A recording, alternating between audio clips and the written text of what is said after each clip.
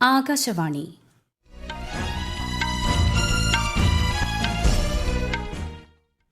നമസ്കാരം. വാർത്തകൾ വായിക്കുന്നത് സോഫിയ ഡാനിയൽ.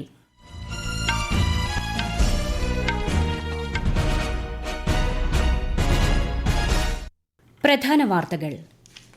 രാഷ്ട്രപതി ദ്രൌപദി മുർമു ഇന്ന് ഝാർഖണ്ഡിലെ റാഞ്ചി സന്ദർശിക്കും. ബിർള ഇൻസ്റ്റിറ്റ്യൂട്ട് ഓഫ് ടെക്നോളജിയുടെ 70ാം വാർഷികാഘോഷത്തിൽ രാഷ്ട്രപതി പങ്കെടുക്കും. ഇന്ത്യയിൽ ജനാധിപത്യം മികച്ച രീതിയിൽ മുന്നോട്ടു പോകുന്നതായി വിദേശകാര്യമന്ത്രി എസ് ജയശങ്കർ. കാശി തമിഴ് സംഗമത്തിന്റെ 3ാം പതിപ്പിന് ഇന്ന് ഉത്തർപ്രദേശിലെ വാരാണസിയിൽ തുടക്കം. 17 വർഷങ്ങൾക്ക് ശേഷം BSNLന്റെ വരുമാനത്തിൽ ലാഭം രേഖപ്പെടുത്തിയതായി കേന്ദ്ര സർക്കാർ. കോഴിക്കോട് നടക്കുന്ന സയന്റിസ്റ്റ് കോൺക്ലേവ് പരിപാടിയിൽ മുഖ്യമന്ത്രി പിണറായി വിജയൻ ഇന്ന് ശാസ്ത്രജ്ഞരുമായി സംവദിക്കും. ISL ഫുട്ബോളിൽ ഇന്നലെ നടന്ന മത്സരത്തിൽ ഹൈദരാബാദിനെതിരെ ഒഡീഷയ്ക്ക് ജയം. വനിതാ പ്രീമിയർ ലീഗ് 2020 ക്രിക്കറ്റിൽ ഗുജറാത്ത് ജയന്റ്സിനെ പരാജയപ്പെടുത്തി ബംഗളൂരു റോയൽ ചലഞ്ചേഴ്സ്. വാർത്തകൾ വിശദമായി. രാഷ്ട്രപതി ദ്രൌപദി മുർമു ഇന്ന് ഝാർഖണ്ഡിലെ റാഞ്ചി സന്ദർശിക്കും. മേസ്രയിലെ ബിർള ഇൻസ്റ്റിറ്റ്യൂട്ട് ഓഫ് ടെക്നോളജിയുടെ 70ാം വാർഷികാഘോഷത്തിൽ രാഷ്ട്രപതി ഇന്ന് പങ്കെടുക്കും. ഇന്നലെ കർണാടകയിലെ ബംഗളൂരുവിൽ ആർട്ട് ഓഫ് ലിവിംഗ് സംഘടിപ്പിച്ച 10ാമത് അന്താരാഷ്ട്ര വനിതാ സമ്മേളനത്തിലും രാഷ്ട്രപതി മുർമു പങ്കെടുത്തിരുന്നു. ഉപരാഷ്ട്രപതി ജഗ്ദീപ് ധൻകർ ഇന്ന് ജമ്മു സന്ദർശിക്കും. ഖത്രയിലെ ശ്രീ മാതാ വൈഷ്ണോദേവി സർവകലാശാലയുടെ 10ാമത് ബിരുദദാന ചടങ്ങിൽ അദ്ദേഹം മുഖ്യാതിഥിയാകും. തുടർന്ന് മാതാ വൈഷ്ണോദേവി ക്ഷേത്രത്തിലും റിയാസി ജില്ലയിലെ ഭൈറോൺ ക്ഷേത്രത്തിലും ശ്രീ ധൻകർ ദർശനം നടത്തും. ഫ്രാൻസ് US സന്ദർശനം പൂർത്തിയാക്കി പ്രധാനമന്ത്രി നരേന്ദ്രമോദി ന്യൂഡൽഹിയിൽ തിരിച്ചെത്തി. സന്ദർശനവേളയിൽ ഫ്രാൻസിൽ നടന്ന AI ഉച്ചകോടിയിൽ അദ്ദേഹം സഹഅധ്യക്ഷത വഹിച്ചു. അമേരിക്കൻ പ്രസിഡന്റ് ഡൊണാൾഡ് ട്രംപുമായും പ്രധാനമന്ത്രി കൂടിക്കാഴ്ച നടത്തിയിരുന്നു. ഇന്ത്യൻ ജനാധിപത്യത്തിൽ ശുഭാപ്തി വിശ്വാസം പ്രകടിപ്പിച്ച് വിദേശകാര്യമന്ത്രി എസ് ജയശങ്കർ. ഇന്ത്യയിൽ ജനാധിപത്യം മികച്ച രീതിയിൽ നിലനിൽക്കുന്നതായും അദ്ദേഹം പറഞ്ഞു. ജർമ്മനിയിലെ മ്യൂണിക് സെക്യൂരിറ്റി കോൺഫറൻസിൽ live to vote another day fortifying democratic resilience എന്ന വിഷയത്തിൽ നടന്ന പാനൽ ചർച്ചയിൽ പങ്കെടുക്കുകയായിരുന്നു അദ്ദേഹം. ആഗോളതലത്തിൽ ജനാധിപത്യം പ്രതിസന്ധിയിലാണെന്ന കാഴ്ചപ്പാടല്ല തനിക്കെന്ന് ഇന്ത്യയുടെ ജനാധിപത്യത്തെ ഉയർത്തിക്കാട്ടി വിദേശകാര്യമന്ത്രി പറഞ്ഞു.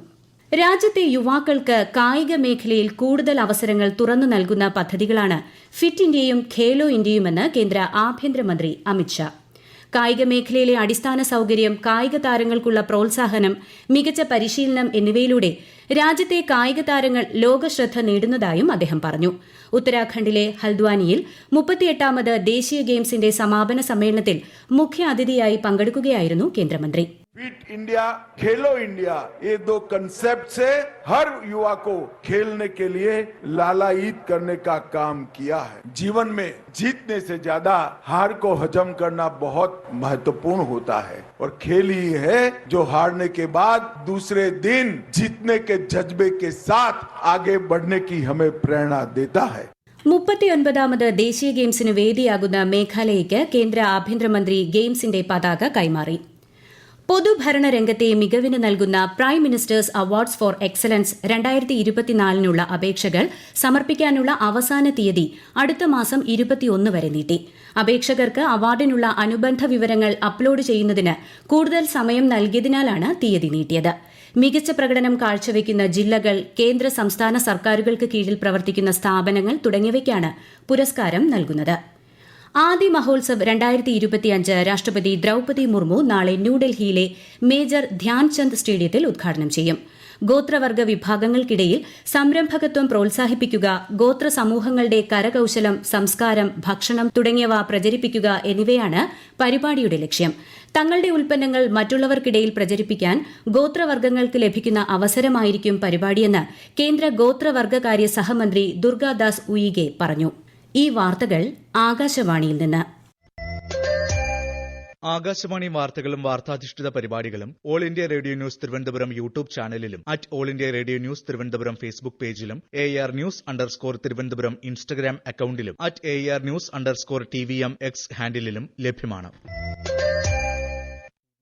കാശി തമിഴ് സംഗമത്തിന്റെ 3ാം പതിപ്പിന് ഇന്ന് ഉത്തർപ്രദേശിലെ വാരാണസിയിൽ തുടക്കമാകും. തമിഴ്നാടും കാശിയും തമ്മിലുള്ള സാംസ്കാരിക ബന്ധം ശക്തിപ്പെടുത്തുന്നതിന്റെ ഭാഗമായാണ് സംഗമം സംഘടിപ്പിക്കുന്നത്. കേന്ദ്രമന്ത്രി ധർമ്മേന്ദ്ര പ്രധാൻ, മുഖ്യമന്ത്രി യോഗി ആദിത്യനാഥ്, കേന്ദ്ര സഹമന്ത്രി എൽ മുരുകൻ തുടങ്ങിയവർ ചേർന്ന് പരിപാടി ഉദ്ഘാടനം ചെയ്യും. 10 ദിവസത്തെ സംഗമം ഈ മാസം 24-ന് സമാപിക്കും. കേന്ദ്ര വിദ്യാഭ്യാസ മന്ത്രാലയം ഉൾപ്പെടെ വിവിധ മന്ത്രാലയങ്ങളും ഉത്തർപ്രദേശ് സർക്കാരും സംയുക്തമായാണ് കാശി തമിഴ് സംഗമം സംഘടിപ്പിക്കുന്നത്. 17 വർഷങ്ങൾക്ക് ശേഷം BSNLന്റെ വരുമാനത്തിൽ ലാഭം രേഖപ്പെടുത്തിയതായി കേന്ദ്ര സർക്കാർ. 2024-25 സാമ്പത്തിക വർഷത്തെ 3ാം പാദത്തിൽ 262 കോടി രൂപയുടെ ലാഭം ലഭിച്ചതായി കേന്ദ്രമന്ത്രി ജ്യോതിരാദിത്യ സിന്ധ്യ പറഞ്ഞു. 2007 ശേഷം ആദ്യമായാണ് BSNL ലാഭത്തിലാകുന്നത്. ന്യൂഡൽഹിയിൽ മാധ്യമങ്ങളോട് സംസാരിക്കുകയായിരുന്നു അദ്ദേഹം. Bharat Sanchar Nigam Limited has in this quarter for the first time in 17 years posted a profit on a quarterly basis. The last time that BSNL posted a quarterly profit was in the year 2007. BSNL in the earnings announced has posted a quarterly profit of close to 262 crores. BSNLന്റെ ഈ നേട്ടം പൊതുമേഖലാ സ്ഥാപനങ്ങളുടെ ശാക്തീകരണം എന്ന സർക്കാരിന്റെ പ്രതിബദ്ധതയുടെ തെളിവാണെന്നും ശ്രീ ജ്യോതിരാദിത്യ സിന്ധ്യ വ്യക്തമാക്കി.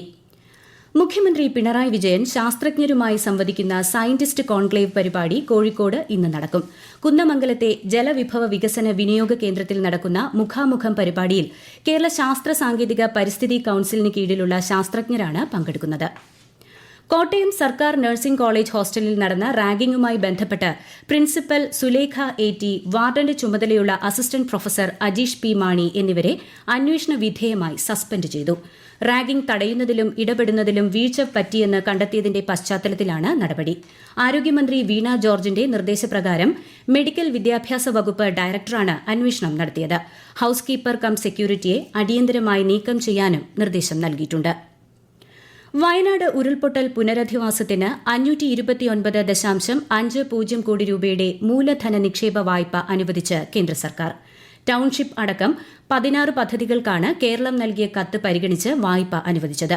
പലിശയില്ലാത്ത വായ്പ 50 വർഷം കൊണ്ട് തിരിച്ചടച്ചാൽ മതി. എന്നാൽ തുക വരുന്ന മാർച്ച് 31 മുൻപ് വിനിയോഗിക്കണമെന്നാണ് നിർദ്ദേശം. എന്നാൽ മൂലധന നിക്ഷേപ വായ്പ ചെലവഴിക്കുന്നതിന് ഏർപ്പെടുത്തിയിരിക്കുന്ന സമയപരിധി പ്രായോഗികമല്ലെന്ന് ധനമന്ത്രി KN ബാലഗോപാൽ പ്രതികരിച്ചു. ISL ഫുട്ബോളിൽ ഇന്നലെ നടന്ന മത്സരത്തിൽ ഒഡീഷ FCക്ക് ജയം. ഹൈദരാബാദ് FCയെ 1-3 ഗോളുകൾക്കാണ് പരാജയപ്പെടുത്തിയത്. കൊച്ചി കലൂർ സ്റ്റേഡിയത്തിൽ ഇന്ന് നടക്കുന്ന മത്സരത്തിൽ കേരള ബ്ലാസ്റ്റേഴ്സ് മോഹൻ ബഗാനെ നേരിടും. ISL മത്സരത്തോടനുബന്ധിച്ച് കൊച്ചി മെട്രോ രാത്രി 11 മണിവരെ സർവീസ് സമയം ദീർഘിപ്പിച്ചു. വനിതാ പ്രീമിയർ ലീഗ് 2020 ക്രിക്കറ്റിന്റെ 3ാം സീസണ് തുടക്കമായി. ഗുജറാത്തിലെ വഡോദരയിൽ നടന്ന ഉദ്ഘാടന മത്സരത്തിൽ നിലവിലെ ചാമ്പ്യന്മാരായ ബംഗളൂരു റോയൽ ചലഞ്ചേഴ്സ് ഗുജറാത്ത് ജയന്റ്സിനെ 6 വിക്കറ്റിന് പരാജയപ്പെടുത്തി. ഇന്ന് വൈകുന്നേരം നടക്കുന്ന മത്സരത്തിൽ മുംബൈ ഇന്ത്യൻസ് ഡൽഹി ക്യാപിറ്റൽസിനെ നേരിടും. CBSE 10-12 ക്ലാസുകളിലേക്കുള്ള ബോർഡ് പരീക്ഷകൾ ഇന്നു മുതൽ. 10ാം ക്ലാസ് പരീക്ഷകൾ മാർച്ച് 18-ന് അവസാനിക്കും. 12ാം ക്ലാസ് പരീക്ഷകൾ ഏപ്രിൽ 4-നാണ് അവസാനിക്കുക. ഇന്ത്യയിലും വിദേശത്തുമായി 7,842 പരീക്ഷാ കേന്ദ്രങ്ങളിൽ നിന്നായി 42 ലക്ഷത്തിലധികം വിദ്യാർത്ഥികൾ പരീക്ഷ എഴുതും. രാവിലെ 10:30 മുതൽ ഉച്ചയ്ക്ക് 1:30 വരെയാണ് പരീക്ഷകൾ നടക്കുന്നത്. കേരളത്തിലെ ഒറ്റപ്പെട്ടയിടങ്ങളിൽ ഇന്ന് സാധാരണയേക്കാൾ 2 മുതൽ 3 ഡിഗ്രി സെൽഷ്യസ് വരെ താപനില ഉയരാൻ സാധ്യതയെന്ന് കേന്ദ്ര കാലാവസ്ഥാ വകുപ്പ്. സൂര്യാഘാത സാധ്യതയുള്ളതിനാൽ പൊതുജനങ്ങൾ ജാഗ്രത പാലിക്കണം. പ്രയാഗ്രാജിലെ മഹാകുംഭമേളയിൽ പങ്കെടുത്തവരുടെ എണ്ണം 50 കോടി കടന്നു. ത്രിവേണി സംഗമത്തിൽ ഇതുവരെ 50,04 ലക്ഷത്തിലധികം ഭക്തരാണ് പുണ്യസ്നാനം നടത്തിയത്. ഇതോടെ ചരിത്രത്തിലെ ഏറ്റവും വലിയ മത, സാംസ്കാരിക, സാമൂഹിക സമ്മേളനമായി കുംഭമേള മാറിയെന്ന് ഉത്തർപ്രദേശ് സർക്കാർ അറിയിച്ചു. ഗാസയിൽ ഹമാസിന്റെ തടവിൽ നിന്ന് മോചിപ്പിക്കപ്പെടുന്ന 3 ബന്ദികളുടെ പേരുകൾ ഇസ്രായേൽ പ്രഖ്യാപിച്ചു. ഖത്തർ, ഈജിപ്ത് എന്നീ രാജ്യങ്ങളുടെ മധ്യസ്ഥർ വഴിയാണ് പട്ടിക ഇസ്രായേലിന് കൈമാറിയത്. ഈ 3 ബന്ദികളെ മോചിപ്പിക്കുന്നതിന് പകരമായി 369 പലസ്തീൻ തടവുകാരെ ഇസ്രായേൽ മോചിപ്പിക്കുമെന്ന് പ്രതീക്ഷിക്കുന്നതായി ഹമാസ് അറിയിച്ചു. പ്രധാനമന്ത്രി നരേന്ദ്രമോദി ആകാശവാണിയിലൂടെ ജനങ്ങളുമായി ആശയങ്ങൾ പങ്കുവയ്ക്കുന്ന പ്രതിമാസ റേഡിയോ പ്രഭാഷണ പരിപാടി മൻ കി ബാത്തിന്റെ 119ാം പതിപ്പ് ഈ മാസം 23-ന് നടക്കും. 1800117800 എന്ന ടോൾ ഫ്രീ നമ്പറിലൂടെ ജനങ്ങൾക്ക് ആശയങ്ങളും നിർദ്ദേശങ്ങളും സമർപ്പിക്കാം. പ്രധാന വാർത്തകൾ വീണ്ടും. രാഷ്ട്രപതി ദ്രൌപതി മുർമു ഇന്ന് ഝാർഖണ്ഡിലെ റാഞ്ചി സന്ദർശിക്കും. ബിർള ഇൻസ്റ്റിറ്റ്യൂട്ട് ഓഫ് ടെക്നോളജിയുടെ 70ാം വാർഷികാഘോഷത്തിൽ രാഷ്ട്രപതി പങ്കെടുക്കും. ഇന്ത്യയിൽ ജനാധിപത്യം മികച്ച രീതിയിൽ മുന്നോട്ടു പോകുന്നതായി വിദേശകാര്യമന്ത്രി എസ് ജയശങ്കർ. കാശി തമിഴ് സംഗമത്തിന്റെ 3ാം പതിപ്പിന് ഇന്ന് ഉത്തർപ്രദേശിലെ വാരാണസിയിൽ തുടക്കം. 17 വർഷങ്ങൾക്കു ശേഷം BSNLന്റെ വരുമാനത്തിൽ ലാഭം രേഖപ്പെടുത്തിയതായി കേന്ദ്ര സർക്കാർ. കോഴിക്കോട് നടക്കുന്ന സയന്റിസ്റ്റ് കോൺക്ലേവ് പരിപാടിയിൽ മുഖ്യമന്ത്രി പിണറായി വിജയൻ ഇന്ന് ശാസ്ത്രജ്ഞരുമായി സംവദിക്കും. ISL ഫുട്ബോളിൽ ഇന്നലെ നടന്ന മത്സരത്തിൽ ഹൈദരാബാദിനെതിരെ ഒഡീഷ FCക്ക് ജയം. വനിതാ പ്രീമിയർ ലീഗ് 2020 ക്രിക്കറ്റിൽ ഗുജറാത്ത് ജയന്റ്സിനെ പരാജയപ്പെടുത്തി ബംഗളൂരു റോയൽ ചലഞ്ചേഴ്സ്. വാർത്തകൾ കഴിഞ്ഞു. അടുത്ത വാർത്താ പ്രക്ഷേപണം ഉച്ചയ്ക്ക് 12:30.